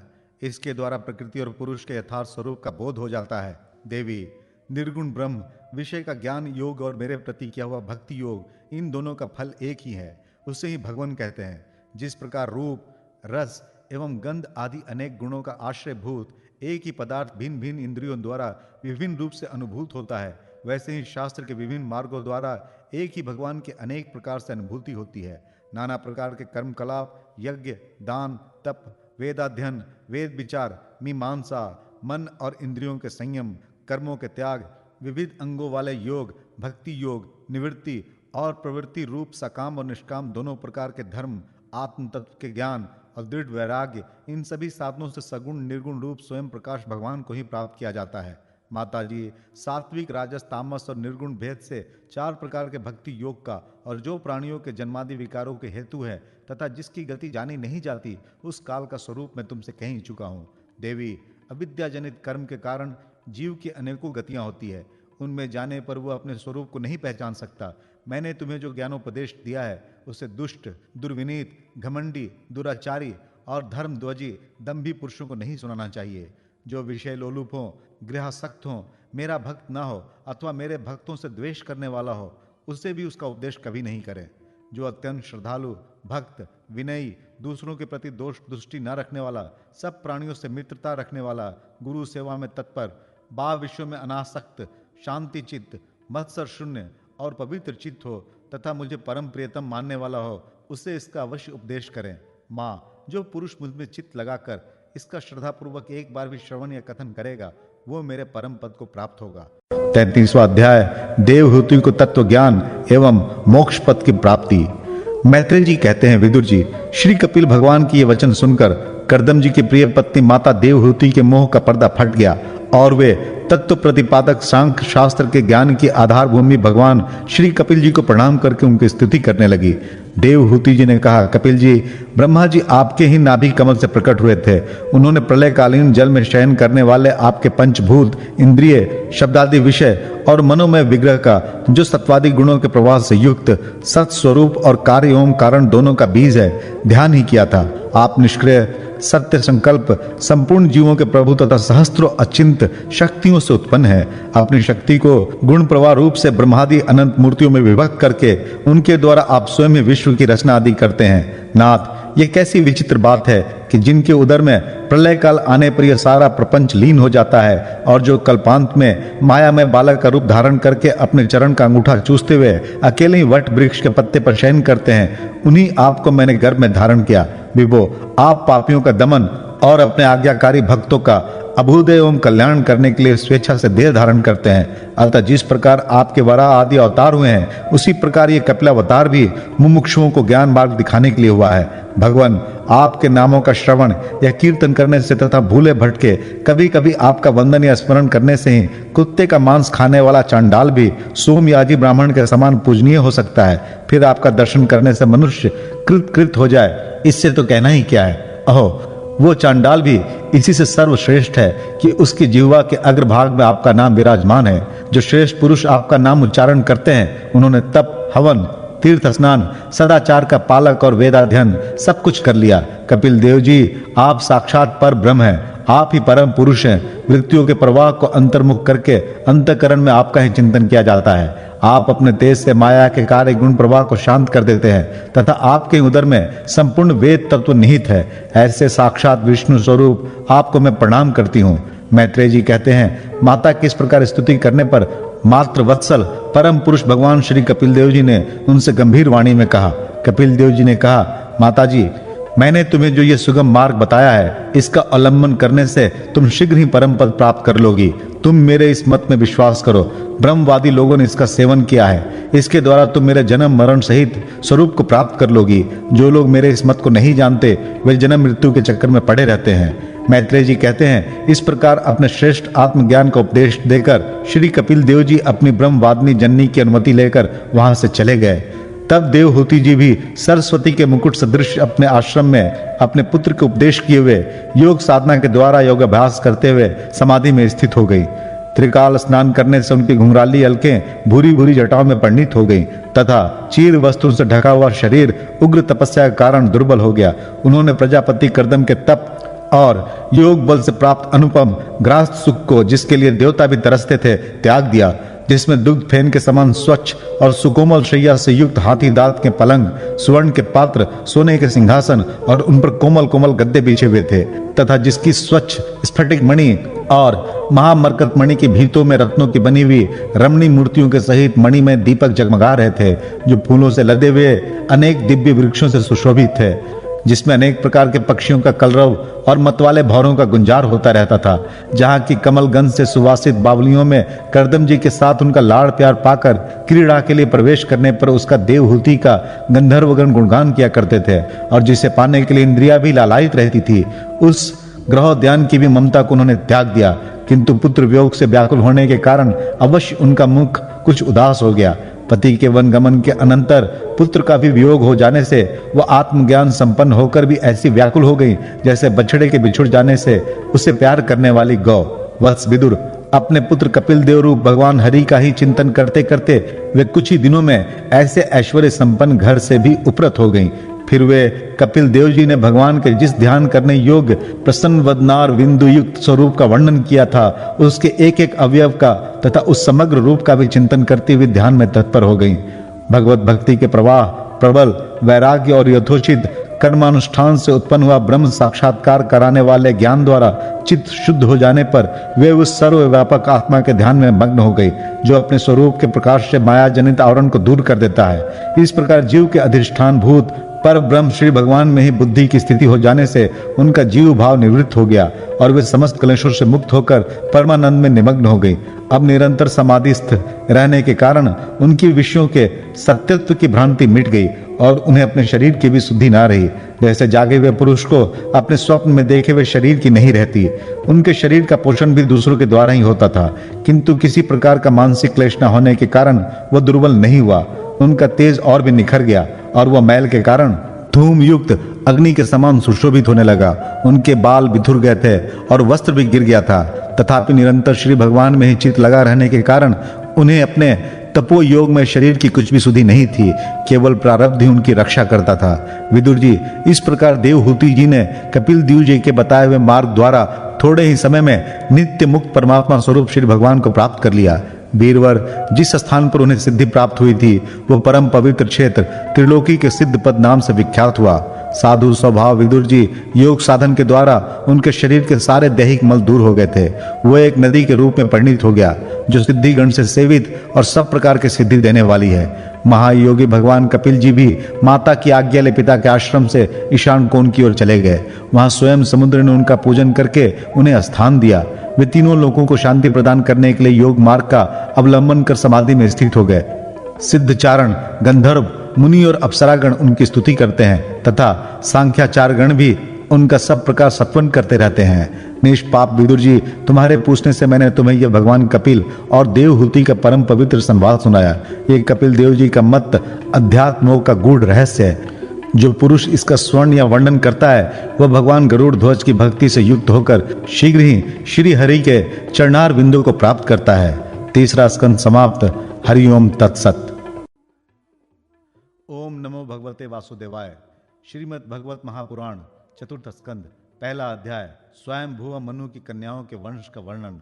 श्री मैत्रेय जी कहते हैं, विदुर जी, स्वयंभू मनु के महारानी शत्रुपा से प्रियव्रत और उत्तानपाद, इन दो पुत्रों के सिवा 3 कन्याएं भी हुई थी।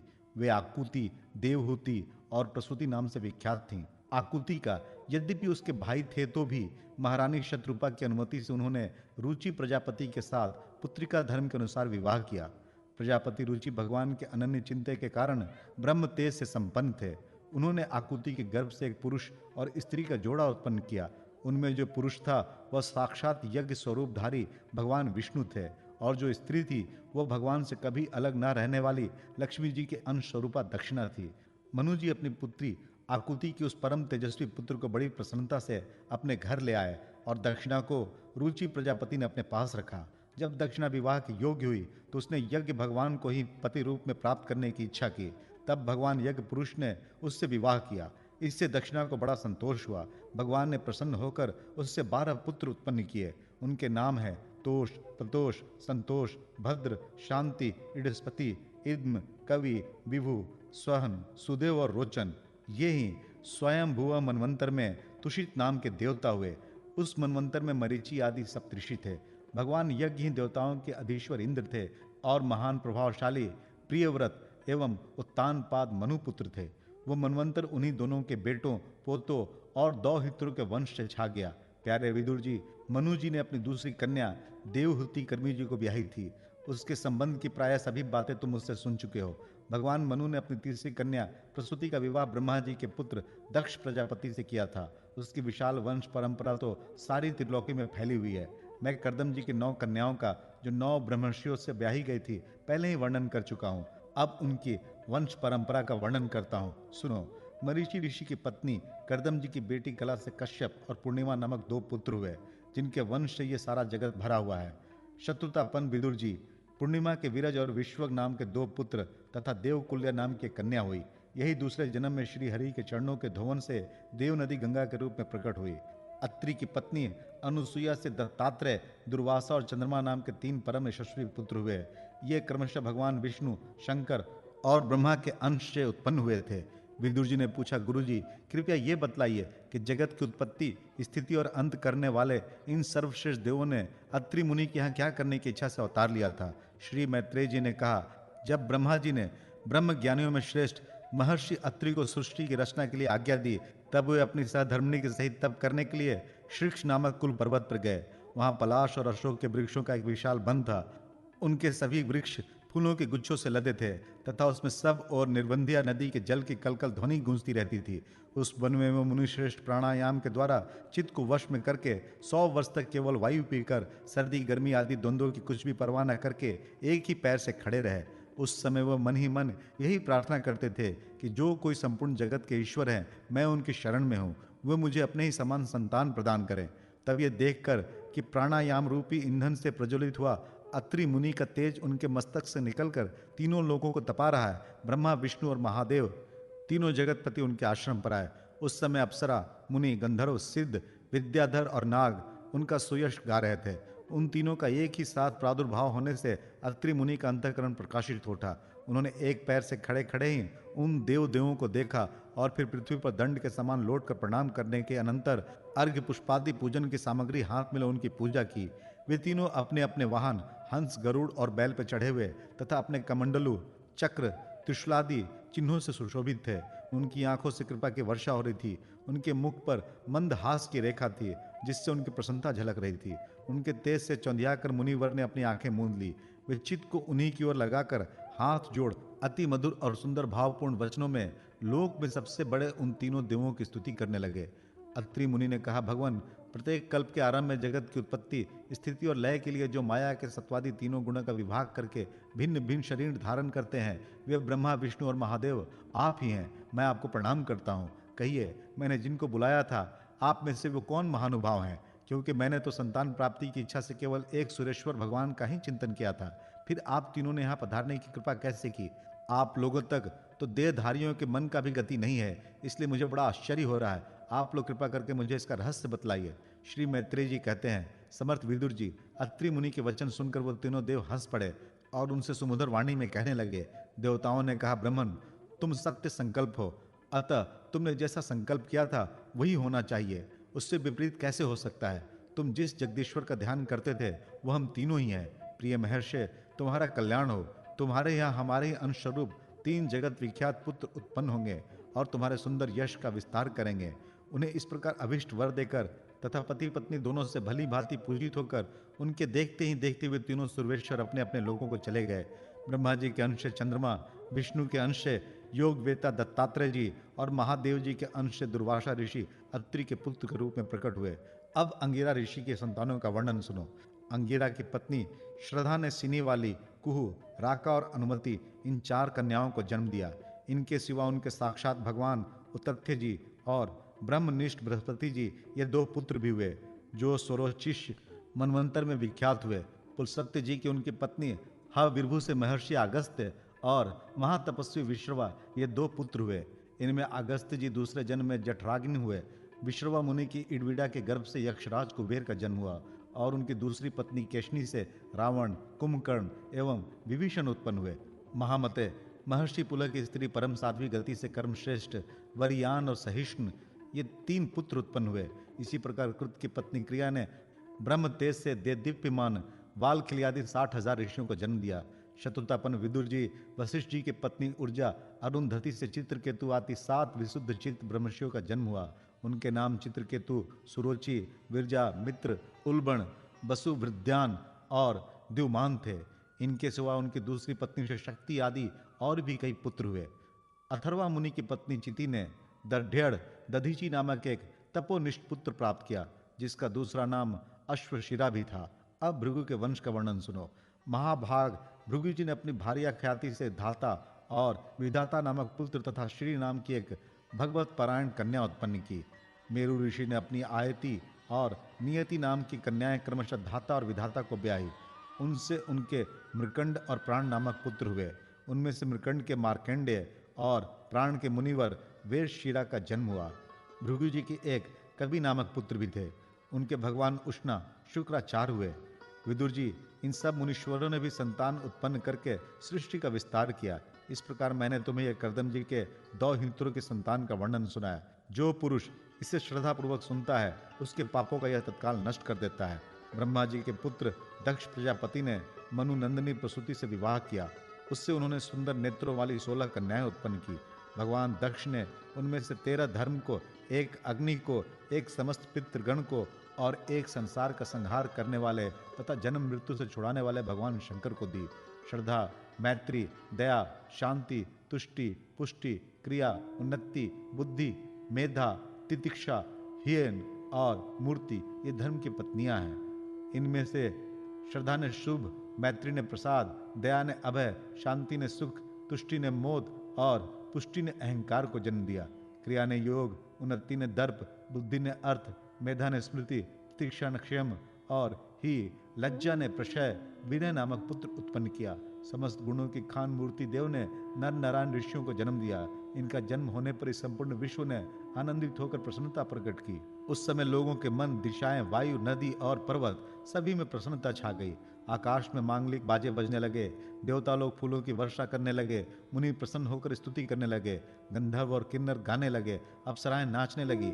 इस प्रकार उस समय बड़ा ही आनंद मंगल हुआ तथा ब्रह्मादि समस्त देवता स्तोत्रों द्वारा भगवान की स्तुति करने लगे। देवताओं ने कहा, जिस प्रकार आकाश में तरह तरह के रूपों की कल्पना कर ली जाती है, उसी प्रकार जिन्होंने अपनी माया के द्वारा अपने स्वरूप के अंदर इस संसार की रचना की है और अपने स्वरूप को प्रकाशित करने के लिए इस समय इस ऋषि विग्रह के साथ धर्म के घर में अपने आप को प्रकट किया है, उन परम पुरुष को हमारा नमस्कार है। जिनके तत्व का शास्त्र के आधार पर हम लोग केवल अनुमान ही करते हैं, प्रत्यक्ष नहीं कर पाते, उन्हीं भगवान ने देवताओं को संसार के मर्यादा में किसी प्रकार की गड़बड़ी ना हो इसलिए सत्व गुण से उत्पन्न किया है। अब वे अपने करुणा में नेत्रों से जो समस्त शोभा और सौंदर्य के निवास स्थल निर्मल दिव्य कमलों को भी नीचा दिखाने वाले हैं, हमारी ओर निहारे। प्यारे विदुर जी, प्रभु का साक्षात दर्शन पाकर देवताओं ने उनकी इस प्रकार स्तुति और पूजा की। तदनंतर भगवान नर नारायण दोनों गंधमादन पर्वत पर चले गए। भगवान श्री हरि के अंशभूत वे नर नारायण ही इस समय पृथ्वी का भार उतारने के लिए यदुकुल भूषण श्री कृष्ण और उन्हीं के सरीखे श्याम वर्ण कुरु कुल तिलक अर्जुन के रूप में अवतीर्ण हुए। अग्निदेव की पत्नी स्वाहा ने अग्नि के ही अभिमानी पावक, पवमान और शुचि ये 3 पुत्र उत्पन्न किए। ये तीनों ही हवन के वे पदार्थों का भक्षण करने वाले हैं। इन्हीं तीनों से 45 प्रकार के अग्नि और उत्पन्न हुए। यही अपने 3 पिता और 1 पितामह को साथ लेकर 49 अग्नि कहलाए। वेदज्ञ ब्राह्मण वैदिक यज्ञ कर्म में जिन 49 अग्नियों के नामों से अग्नि इष्टिया करते हैं वे यही हैं। अग्निश्वात, बर्हिषद, सोमप और आज्यप ये पितर हैं। इनमें साग्निक भी है और निरग्निक भी। इन सब पितरों की पत्नी दक्ष कुमारी स्वधा है। इन पितरों से स्वधा के धारणी और वयना नामक 2 कन्याएं हुई। वे दोनों ही ज्ञान विज्ञान में पारंगत और ब्रह्म ज्ञान का उपदेश करने वाली हुई। महादेव जी की पत्नी सती थी। वे सब प्रकार से अपने पतिदेव की सेवा में संलग्न रहने वाली थी, किंतु उनके अपने गुण और शील के अनुरूप कोई पुत्र नहीं हुआ, क्योंकि सती के पिता दक्ष ने बिना ही किसी अपराध के भगवान शिव जी के प्रतिकूल आचरण किया था। इसलिए सती ने युवावस्था में ही क्रोधवश योग के द्वारा स्वयं ही अपने शरीर का त्याग कर दिया था। दूसरा अध्याय भगवान शिव और दक्ष प्रजापति का मनोमालिन्य। विदुर जी ने पूछा, ब्राह्मण, प्रजापति दक्ष तो अपनी लड़कियों से बहुत ही स्नेह रखते थे, फिर उन्होंने अपनी कन्या सती का अनादर करके शीलवानों में सबसे श्रेष्ठ श्री महादेव जी से द्वेष क्यों किया? महादेव जी भी चराचर के गुरु, वैर रहित, शांत मूर्ति, आत्माराम और जगत के परम आराध्य देव हैं। उनसे भला कोई क्यों वैर करेगा? भगवान, उन ससुर और दामाद में इतना विद्वेष कैसे हो गया, जिसके कारण सती ने अपने दुस्तज्य प्राणों तक की बलि दे दी? यह आप मुझसे कहिए। श्री मैत्रेय जी ने कहा, विदुर जी, पहले एक बार प्रजापतियों के यज्ञ में सब बड़े बड़े ऋषि, देवता, मुनि और अग्नि आदि अपने अपने अनुयायियों के सहित एकत्र हुए थे। उसी समय प्रजापति दक्ष ने भी उस सभा में प्रवेश किया। वे अपने तेज से सूर्य के समान प्रकाशमान थे और उस विशाल सभा भवन का अंधकार दूर कर दिए थे। उन्हें आया देख ब्रह्मा जी और महादेव जी के अतिरिक्त अग्नि पर्यंत सभी सभासद उनके तेज से प्रभावित होकर अपने अपने आसनों से उठकर खड़े हो गए। इस प्रकार समस्त सभासदों में भली भांति सम्मान प्राप्त करके तेजस्वी दक्ष जगत पिता ब्रह्मा जी को प्रणाम कर उनकी आज्ञा से अपने आसन पर बैठ गए। परंतु महादेव जी को पहले से ही बैठा देख तथा उनसे अभ्युत्थानादि के रूप में कुछ भी आदर न पाकर दक्ष उनका यह व्यवहार सहन न कर सके। उन्होंने उनकी ओर टेढ़ी नजर से देखा, मानो उन्हें वे क्रोधाग्नि से जला डालेंगे। फिर कहने लगे, देवता और अग्नियों के सहित समस्त ब्रह्म ऋषिगण मेरी बात सुने। मैं ना समझी या द्वेषवश नहीं कहता, बल्कि शिष्टाचार की बात कहता हूँ। ये निर्लज महादेव समस्त लोकपालों की पवित्र कीर्ति को धूल में मिला रहा है। देखिए, इस घमंडी ने सत्पुरुषों के आचरण को लांछित एवं मटिया मेट कर दिया है। बंदर के से नेत्र वाले इसने सत्पुरुषों के समान मेरी सावित्री सरीखी मृग नैनी पवित्र कन्या का अग्नि और ब्राह्मणों के समान पानी ग्रहण किया था, इसलिए ये एक प्रकार मेरे पुत्र के समान हो गया है। उचित तो ये था कि ये उठकर मेरा स्वागत करता, मुझे प्रणाम करता, परंतु इसने वाणी से भी मेरा सत्कार नहीं किया। हाय, जिस प्रकार शूद्र को कोई वेद पढ़ा दे, उसी प्रकार मैंने इच्छा न होते हुए भी भावी वश इसको अपनी सुकुमारी कन्या दे दी। इसने सत्कर्म का लोप कर दिया। ये सदा अपवित्र रहता है, बड़ा घमंडी है और धर्म की मर्यादा को तोड़ रहा है। ये प्रेतों के निवास स्थान भयंकर शमशानों में भूत प्रेतों के साथ लिए घूमता रहता है। पूरे पागल की तरह सिर के बाल बिखरे नंग धड़ंग भटकता है, कभी हंसता है तो कभी रोता है। ये सारे शरीर पर चिता के अपवित्र भस्म लपेटे रहता है। गले में भूतों के पहनने योग नरमुंडों की माला और सारे शरीर में हड्डियों के गहने पहने रहता है। ये बस नाम भर का ही शिव है, वास्तव में है पूरा शिव, अमंगल रूप। जैसे ये स्वयं मतवाला है, वैसे इसे मतवाले ही प्यारे लगते हैं। भूत प्रेत प्रमथ आदि निरे तिमोगुणी स्वभाव वाले जीवों का ये नेता है। अरे, मैंने केवल ब्रह्मा जी के बहकावे में आकर ऐसे भूतों के सरदार, आचारहीन और दुष्ट स्वभाव वाले को अपनी भोली भाली बेटी ब्याह दी।